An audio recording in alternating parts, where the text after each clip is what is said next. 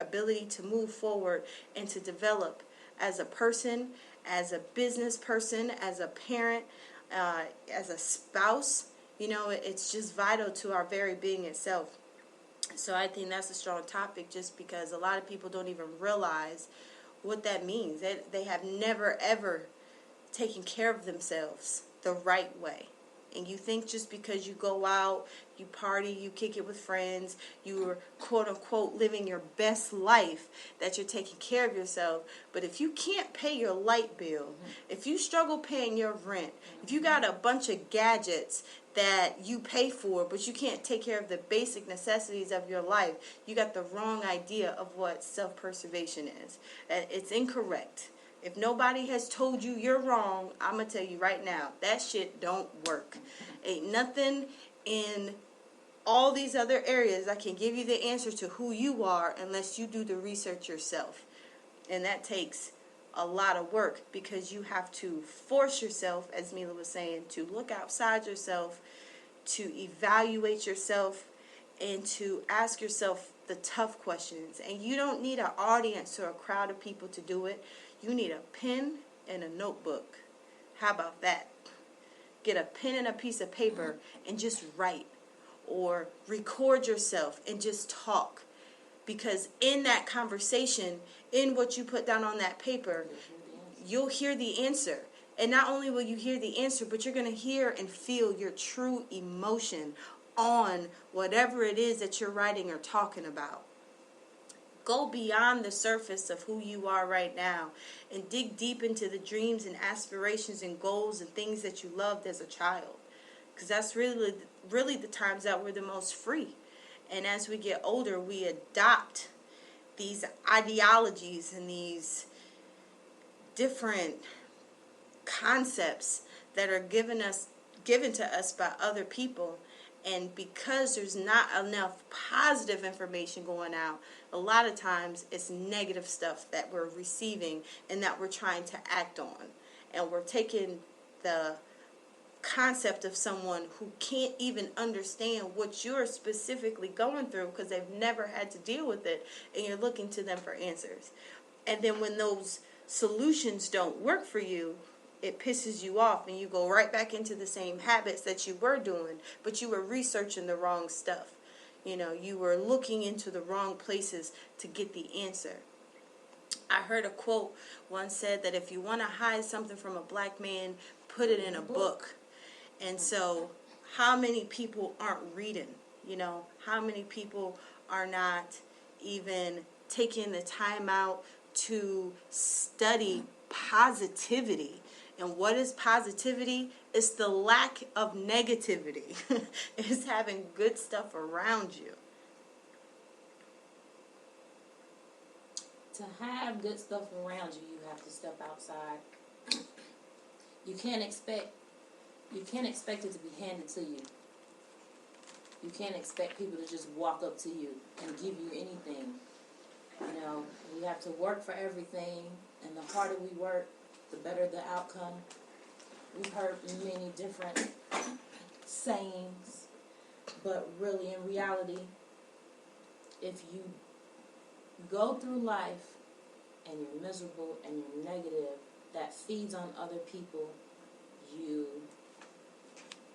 almost like inhale all of it back into yourself, and it turns out to be very traumatic. It turns out to be non-conducive for whatever situation that you have going on. I was raised believing, and because I was raised in a Christian home, children have to have a mother and father. That's just it. You can't grow up in a single parent household. The mother and the father needs to be there, especially if there's a mixture of boys and girls. Well, I took that philosophy all the way into my family setting, and trying to maintain and be the good person and the right person and trying to do right and everything, I ended up being miserable most of my life. have had some good things come out of my misery. I love my children. I wouldn't take it back for the world. None of them. But on the other side of it, just trying to maintain and trying to, I wasn't necessarily trying to find myself because I didn't know what I was looking for. All I knew was I had responsibilities and obligations, and it was up to me to make it work no matter what, by any means necessary. And unfortunately, if that meant I had to be unhappy for 20-something years, 30-something years, then that's just what I had to do. Why? Because I watched my parents live in a household where they were miserable. I watched my grandparents be miserable. I watched my sibling to this day, she's miserable. I've watched a lot of people around me. I've watched a lot of people come and go. And throughout the smiles that they put on or the little parties here and there, they ultimately were miserable behind closed doors when no one was there. I understood that because I was miserable. I thought that I was happy. I thought that I was good. I settled. And when I settled, I lost me.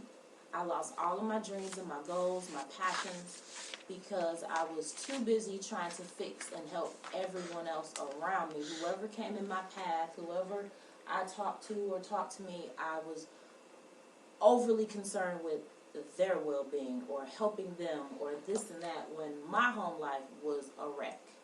No one knew it because I don't like my personal business out in the world. I don't like the internet. It's too much going on.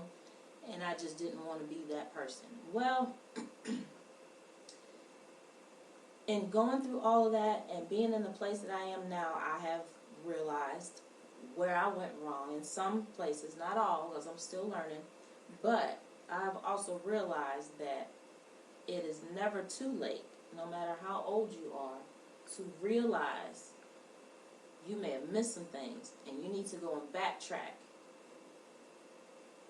to find what you missed and elaborate on that and make yourself better, because like Megan said, and really like I tell a bill collector, you can't get what I ain't got.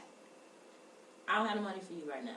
So you can do what you're going to do, but you can't get what I don't have. You can't pull blood from a turnip. So you have to evaluate yourself. You know, like you give an evaluation at your job for your employees. You have to evaluate yourself. Give yourself a self-evaluation to find out, what is it in my life that's going on that has me so unhappy, or has me so distant, or has me so negative, or has me so pessimistic?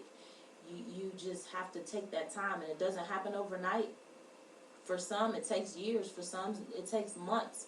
We just don't know. It depends on you, where you want to go in life, and what your goals are. What do you feel is best for you? Not what your parents feel, or your brother or sister feel, or your grandma or your uncle or auntie or your friends feel. It's what you feel for yourself, because only you can make you happy.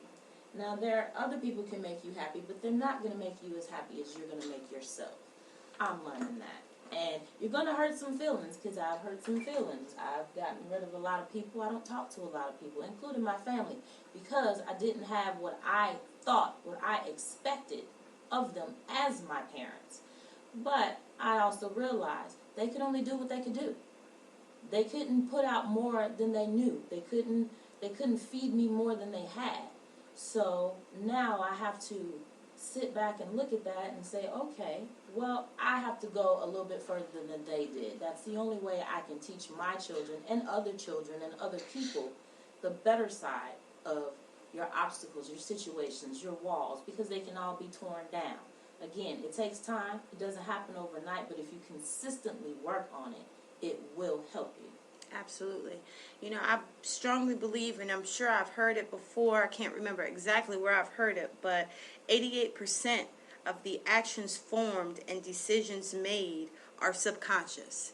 You know, we live an entire life subconsciously that we don't even realize that we're living, but it stems from our previous behaviors, and like Mila was saying, where we come from and the things that we learn, whether we're taught it one-on-one or through osmosis, because we were just around it for so long, and we pick up on these habits and we develop these actions that go against our very nature. You know, that's why it's the first law of nature, which is self-preservation. You know, understand that that feeling is only there because of what you're allowing to come into your world. And our subconscious our thoughts are the force behind our conscious movements. So if the things that are in our subconscious don't positively or don't resemble positive thoughts or actions, then our actions and thoughts aren't going to be positive, which is why it's so important to breathe and read into positive things, because you got to train that subconscious to do something different. You know, one thing we don't have to think about every day is breathing in and out. It's a subconscious thing that's counted regularly. If we had to physically sit here and think about breath 1, breath 2, breath 3, breath 4, we'd probably go insane and we'd die before we got to 10, because it's way too much to keep up with. But what we do have control over is our attitude to that breath. So if we know we're going to breathe in and out because we woke up this day, it's our obligation and duty, not just to ourselves, but to the family that we're looking to build or raise, that we inhale the things that we need and we exhale the things that don't benefit us, so that we can continue to grow. You know, as a human race, there's so many problems and people who are out here trying to dictate our feelings and dictate what we do and tell us when we're right and when we're wrong. But you got to know in your own gut, you got to follow your own intuition, and you got to believe in who you are and who you're becoming. Because there's nothing wrong with you today as long as you understand that the person you are today can get better tomorrow. But it is a problem if you're not willing to accept that person and make positive, comparable changes to do something about it and to make it better for yourself. So we wanted to just spread some of that understanding to you guys for this first show. I know we got a little bit deep, but hey, that's what we're going to be doing, you know, and that's just what it is, because this is just stuff that we literally have to deal with every day. Like we've been saying the whole show, we're not going to talk about anything that we can't personally relate to, can't give you a personal experience from. You learned a lot about Chaka today. You guys will get to hear a little bit more details of my story as we progress, but understand, we're not putting this story out here because we're just super proud of it, but it is true, and it's our reality, and it's what we actually had to deal with.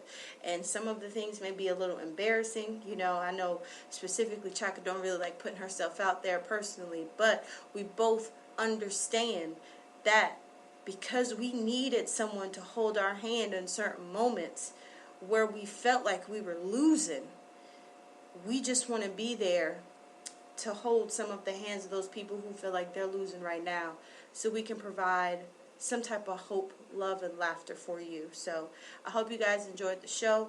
I hope you guys had a good time with us. I hope you picked something up and learned something that you can take into your life and be able to apply immediately. Yes. And get something out of it to better your life first, and then the lives of the people who you care about. On our next show, we'll be talking a little bit about curiosity and the actual meaning of it. And we're not talking like Curious George curiosity, No. but this is a little bit deeper. You know, like we said, we tried to simplify deep things to us so that you could understand it and, like we said, have a different connection to it. So thanks again for listening. We hope you guys enjoyed. Looking forward to getting with you guys on the next show. And y'all have a fantastic day. Charlie and Chaka out. We out. They gonna like it. They ain't gonna like it.